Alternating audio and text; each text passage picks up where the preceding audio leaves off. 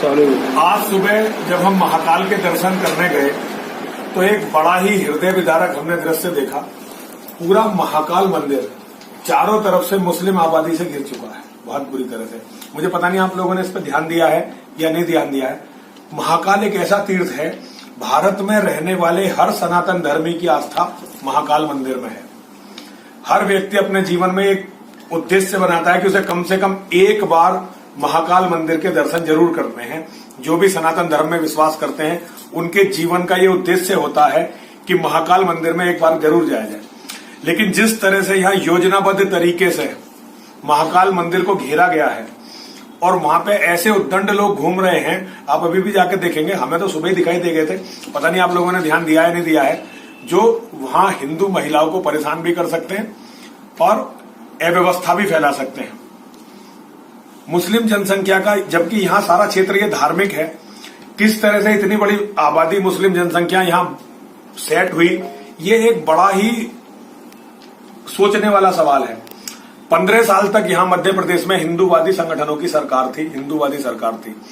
आज जो सरकार है वो घोर मुसलमान समर्थक सरकार है, मुस्लिम समर्थक सरकार है। लेकिन मेरी समझ में ये नहीं आया, अब ये जो है एक साल में तो इतनी बस्ती बस नहीं सकती। ये इसका मतलब ये है कि पिछले 15 सालों में भी ये बस्ती लगातार बस्ती रही हैं। तो आज हिंदू के लिए ये सोचने का विषय है, यदि महाकाल मंदिर मुस्लिम घुसपैठ का अड्डा बन गया है तो फिर हिंदू सुरक्षित कहां होगा, देश में कहां सुरक्षित होगा। आप ये बात सोच सकते हैं। अगर ये स्थिति रही तो आप उज्जैन में केवल और केवल एक बार यहाँ पे कुंभ और लगा पाएंगे, सिंहस्थ और लगा पाएंगे, उसके बाद आप सिंहस्थ नहीं लगा पाएंगे। जैसे पश्चिमी उत्तर प्रदेश में, जहां का मैं रहने वाला हूं, वहां मुस्लिम जनसंख्या इतनी बढ़ चुकी है कि कई ऐतिहासिक मंदिर वहां मिटा दिए गए हैं और कई ऐतिहासिक आयोजन वहां समाप्त कर दिए गए हैं, वो होते ही नहीं अब। तो मुस्लिम जनसंख्या का जिस प्रकोप जो पूरे भारत में बहुत बुरी तरह से फैल रहा है, उज्जैन का महाकाल का मंदिर एक एग्जाम्पल है कि किस तरह से हिंदुओं के धर्म क्षेत्रों को घेरा जा रहा है। और इसमें सबसे दुखद है यहाँ पे जो संत समाज की चुप्पी है। संत समाज इस पे कुछ नहीं बोल रहा है और हिंदू संगठन और बातों पे तो बात कर रहे हैं, लेकिन हिंदू संगठन इस बारे में कुछ नहीं बोल रहे हैं। ये बहुत ही दुखद है। हम हिंदुओं के हित की बात करने के लिए कांग्रेस से उम्मीद नहीं कर सकते कि कांग्रेस के नेता और कांग्रेस हमारी बात उठाएगी। लेकिन संत समाज को क्या हुआ? मेरा प्रश्न है संत समाज से। जैसे मैं देखिए, मैं यहाँ का रहने वाला नहीं हूँ। मैं 3 साल पहले सिंहस्थ में यहाँ आया था। सिंहस्थ के बाद मेरा उसके बाद ये दूसरा दौरा है। सिंहस्थ से पहले मैं लगातार आता रहा हूँ।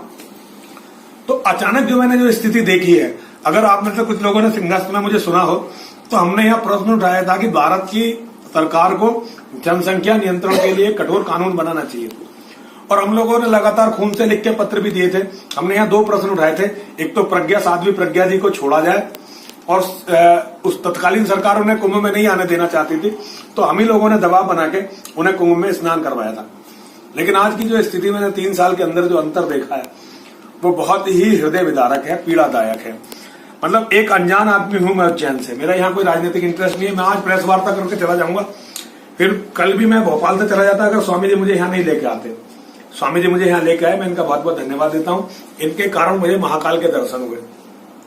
लेकिन महाकाल के दर्शन के साथ ही जो पीड़ा मुझे हुई है वो मैं आप लोगों के साथ एक साधु होने के नाते ये शेयर करना चाहता हूँ। धर्म स्थलों की इस तरह से दुर्दशा नहीं होनी चाहिए। और आप मक्का मदीना में एक भी हिंदू वहां जाके नहीं रह सकता। जो मुस्लिमों का क्षेत्र है और जो ईसाइयों का वेटिकन है, वहां एक भी हिंदू नहीं रह सकता। जो इस्लाम में मक्का मदीना की हैसियत है, जो ईसाइयत में वेटिकन की हैसियत है, सनातन धर्म में वही हैसियत जो है महाकाल मंदिर की है। तो महाकाल मंदिर के, अच्छा एक और दुखद, मुझे इसमें जो दुखद हुआ, हिंदूवादी संगठनों ने, जो बड़े राष्ट्रीय हिंदूवादी संगठन है, उन्होंने कई संस्थाएं महाकाल मंदिर के चारों तरफ बनाई है, मंदिर बनाए हैं, आश्रम बनाए हैं। लेकिन महाकाल मंदिर के चारों तरफ बसने वाली मुस्लिम बस्तियों पर, और मुझे लगता है कि अवैध बस्तियां हैं, क्योंकि महाकाल के पास जमीनें खरीदी नहीं गई होंगी, ये झुग्गी के नाम पे या किसी भी नाम पे कब्जाई गई जमीनें होंगी। सारी सरकार, सारे नेता आंख बंद करके देखते रहे, संगठन आंख बंद करते देखते रहे, और सबसे दुखद है संत समाज देखता रहा। तो मैं आप लोगों के सामने ये प्रश्न उठाना चाहता हूं कि इस चुप्पी का कारण क्या है, आप इसे खोजिए और जनता को इस विषय में जागृत करिए। अब हमारे स्वामी जी जो है आगे बताएंगे। हम जिनका हमने तो अभी आंदोलन भी किया था, आप सभी लोगों ने देखा था, तो यही है कि हिंदुओं की जागरूकता से ही सब कुछ सफल होगा, वरना आज हमारे हिंदुओं की जनसंख्या घटती जा रही है। हर लोकसभा क्षेत्र में हमारा वोटिंग जो घटा है वो 50,000 घटा है, और जो हमारे विरोधी तत्व है उनका कम से कम 1,50,000 से लेके 1 लाख तक हर संसद में, हर पूरे भारत में उनका इतना बड़ा है। और हिंदू 13 राज्यों में अल्पसंख्यक हो गया, मतलब वो वहां पर घट के सिकुड़ गया और अल्पसंख्यक की दायरे में आ गया, और कुछ ही दिनों के अंदर वो हर जगह अल्पसंख्यक होगा। उस समय पर ना किसी की सुनी जाएगी, ना किसी मीडिया को, ना किसी महिला मुक्ति मोर्चा के लोगों को, ना किसी सेकुलर लोगों को जबान खोलने की स्वतंत्रता दी जाएगी। अफगानिस्तान, जहाँ की महिलाएं कभी मिनी स्कर्ट में घुमा करती थी 1970 में, जहाँ मीडिया कभी बड़ी बड़ी प्रेस कॉन्फ्रेंस लिया करती थी, आज वहाँ पर तालिबान की AK-47 की गोलियों की गूंज निकलती है, इसके अलावा किसी की बोली नहीं निकलती।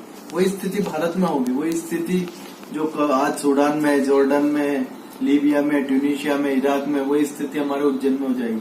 तो ये स्थिति ना बने और हमारा सरकारी तंत्र और जनता इस पर जागरूकता से काम करे। कुछ करने जाए संत समाज। बिल्कुल, हम लोग संत समाज की नहीं जानते, लेकिन हम धर्म संसद का आयोजन करेंगे यहाँ पे। कब अभी देखिए चुनावों के बाद धर्म संसद, चुनावों के बाद हम इसकी योजना बनाएंगे। अभी आचार संहिता लगी हुई है, और मैं ये नहीं चाहता कि पुलिस बिना मतलब मैं तो बीमार आदमी जेल में ठूंस दे, हालांकि मैं जेल से डरता नहीं हूँ, लेकिन बिना मतलब का मैं वितंडा नहीं चाहता। बहुत लोकतांत्रिक तरीके से मैं आज आप लोगों के सामने अपने प्रश्नों को रख रहा हूँ। चुनावों के बाद हम यहाँ तक विद इन 6 मंथ हम लोग देखिए पूरे भारत के हम जो है समकाशियों को करेंगे, सारे शंकराचार्य जी के सामने प्रश्न रखेंगे, सारे महामंडलेश्वरों के सामने प्रश्न रखेंगे। 6 महीने के अंदर स्वामी जी की जिम्मेदारी है, स्वामी जी संसद के संयोजक रहेंगे। हम लोग इस प्रश्न को उठाएंगे कि भाई महाकाल मंदिर के चारों तरफ अगर ये हो गया है और हम सब सोते रहे तो इसका कारण क्या है। देखिए मैं ये नहीं कहता कोई किसी को मोदी को समर्थन करे, कोई दिग्विजय को समर्थन करे, वो आपका है, वो आपका मैटर है कि कौन किसे समर्थन, लेकिन बच्चे सबके बचने चाहिए। और बच्चे जब बचेंगे जब धर्म बचेगा, और जब धर्म स्थल ही नहीं बचेंगे तो धर्म कहाँ बचेगा। ये सवाल हर हिंदू को अपने आप से पूछना चाहिए। ये नहीं कि एक नरसिंहानंद आया या जितेंद्रानंद आया पागलों की तरह भौंक के चले गए। ये हर हिंदू को इन सवालों से चिंतित होना चाहिए। देखिए इस्लाम बढ़ेगा तो किसी की बहन बेटी को नहीं छोड़ेगा, कोई मंदिर नहीं बचेगा। उन्होंने पहले भी तोड़े हैं, ये तो मराठाओं ने दोबारा से महाकाल मंदिर बनाया है, वरना इसे तो कुतुबुद्दीन और इल्तुतमिश ने तोड़ दिया था। तो देखिए ये इतिहास है, हमें उस इतिहास को याद रखना पड़ेगा। और आप लोगों से बहुत विनम्र अनुरोध करता हूँ, हमारी इस आवाज को उठाइए, हमारी बात लोगों तक पहुंचाइए। धर्म संसद में क्या होगा महाराज जी?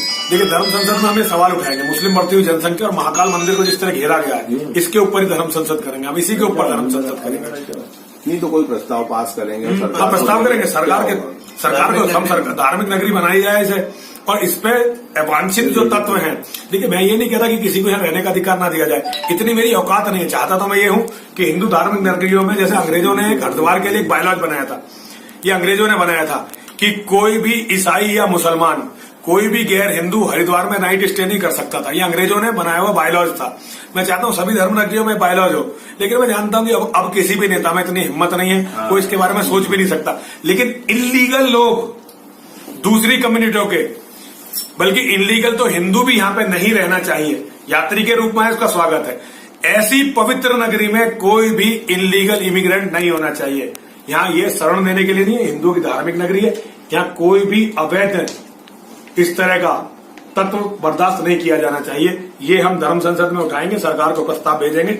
और संत समाज से मेरा फिर कहना है कि संत समाज तो कम से कम, हम हिंदुओं का दिया हुआ खाते हैं, क्या हम कुत्तों से भी बुरे हैं? कुत्ता भी जब अपने मालिक को संकट में देखता है तो भौंकता तो है। हम संत बोल भी नहीं रहे हैं, ये बहुत दुखद है। हम तो मार्गदर्शन करने वाले, अपनी चुप बैठ जाएंगे तो सब खत्म। नहीं तो यहाँ के संतों से भी आपने क्या इस संबंध में बात की? देखिए अभी नहीं किए, अभी तो चुनाव का है, हम आज चले जाएंगे। अभी आपसे बात किए, लेकिन चुनाव होते ही हम लोग यहाँ फिर आएंगे। स्वामी जी तो यही रहते हैं ज्यादातर, तो एकदम हम लोग इस पे काम शुरू करेंगे, एकदम काम शुरू करेंगे। हम पूरी दुनिया के लोगों से कहेंगे कि हिंदुओं के धर्म क्षेत्र को किस तरह से बर्बाद किया जा रहा है, हम पूरी दुनिया के सामने लाएंगे। देखिए हमसे होगा क्या, ये मैं कोई जिम्मेदारी नहीं ले रहा, लेकिन हम इस सवाल को उठाएंगे जरूर। हमने इतने मुख्य एजेंडा यही रहेगा हिंदू धर्म में मुख्य एजेंडा तो ये है कि जनसंख्या और हिंदू धर्मों का संरक्षण हिंदुओं के तो माध्यम ये देखो ना, अगर उनके वोट ज्यादा गिर गए क्या कर क्या लोगे भाई? कुछ भी नहीं कुछ नहीं कर सकते। कोई भी कुछ नहीं कर सकता। जहाँ उनके 250 संसद ऐसी है जहाँ पे उनके वोट ज्यादा। अपन तो डर इस बात से रहे ना, हमारा तो नेता भले दिग्विजय सिंह हो, मुलायम यादव, कोई हो, लेकिन उदाहरण के तौर पे देखो, जब उनकी जनसंख्या बढ़ेगी तो ओवैसी आएगा। वो थोड़ी दिग्गी को चुनेगा। पाकिस्तान में कोई दिग्गी है क्या? कोई दिग्विजय सिंह दिखता है क्या? एक आदमी था जिसका नाम था जोगेंद्रनाथ मंडल, जैन मंडल उसको बोलते। वो भारत से करीब 1 करोड़ हिंदुओं को ले गया था। कितने? 1 करोड़ हिंदू। सिर्फ अकेला वापस आया, 1 करोड़ का खत्म। और इससे भी बड़ी बात है कि पाकिस्तान का कानून उसने लिखा। जैसे भारत का संविधान बाबा साहब अम्बेडकर ने लिखा, ऐसे पाकिस्तान का संविधान जोगेंद्रनाथ मंडल ने लिखा। उस जोगेंद्रनाथ मंडल को इस शर्त पे ले गया था जिन्ना कि तेरे को वहां पर राष्ट्रपिता बनाएंगे, तू सिर्फ मिल जा हमसे, क्योंकि इनके पास ताकत नहीं था काम करने का। मुसलमान तो थे लेकिन मुसलमान वर्कर नहीं थे, तो काम करने के लिए जिनको हम कहते हैं वाल्मीकि और इस प्रकार से उन लोगों को लेकर जाया गया। और वो जब वहां पर चले गए, जब उनका सारा काम हो गया, सेटअप जम गया, तब उन्होंने कत्लेआम चालू कर दिया और सारे 1 करोड़ लोगों की हत्याएं कर दी। इतिहास में दर्ज है। वहां का पहला कानून लॉ मिनिस्टर है वो। वहां का संविधान लिखा जोगेंद्रनाथ मंडल ने, किसी मुसलमान ने नहीं लिखा। और वो जोगेंद्रनाथ मंडल तड़प तड़प के मरा कलकत्ता में, बुरी हालत में मरा। एक आश्रम में उसने शरण लिया और उसने बोला मैंने जो हिंदू धर्म के साथ गद्दारी किया, ये मेरे जीवन की सबसे बड़ी भूल थी। उसकी सजा मिली। हाँ, तो ये आप लिख सकते जोगेंद्रनाथ मंडल का। वही हालत भारत के सेकुलर नेताओं की होने वाली है। देवता कार्य सिद्धर्थम सभास्तंभ समुद्भवन श्री नरसिंह महावीर नमामि।